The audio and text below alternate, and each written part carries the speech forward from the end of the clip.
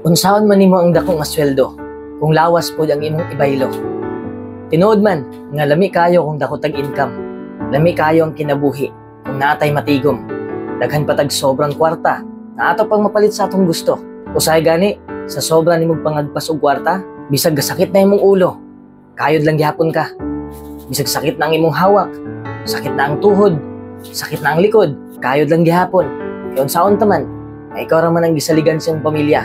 Bugat na kayo imong responsibilidad. Na kay mga anak, pamilyado na ka. Unya giapil pa jud nimo ang mga relatives nimo. Na pa jud kay gi-maintenance ng mga alagang hayop. Daghan na kay kag bayro nun. Mangusahay, sige kag overtime.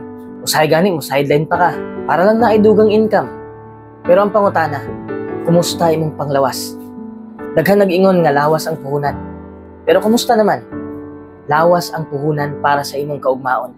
Mao nang ayog abusari. Balahan silang dapat. Lisod na kaayo kung magkasakit ka. Kay kung mahitabo man gani na, diretso jud kag ospital.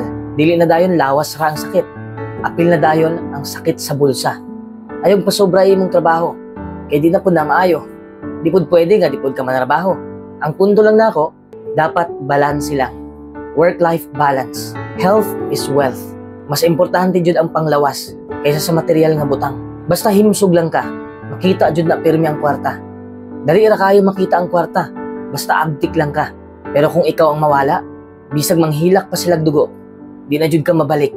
Manang atiman na imong lawas, ang pingi imong kaugalingon, kaon og sakto, ayaw sigig bilar, tulog mga 8 hours, ayaw jud himuag number 1 goal ang trabaho. Ayaw pakamati ang trabaho, kay kung ikaw ang mawala, dali ra kay kang mailisan sa imong amo. Limitado ra ang mapalit sa kwarta. Pero way limit ang kalipay na mabuhat nimo kung himsog pa ka. Ang kwarta pwedeng makita pag-usab, pero ang kinabuhi, di mapalit. Di kabayaran og salapi. Grabe ka priceless.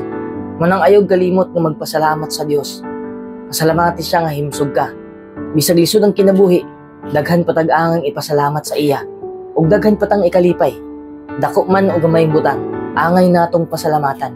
Ug makontento ta. Ayaw jud pasagdi imong kaugalingon. Kay kung imong pasagdan imong kaugalingon, mura ra pug ipasagdan nimo ang mga taong nagsalig nimo. Ilabi na ang imong ginikanan ug imong kaugalingong pamilya.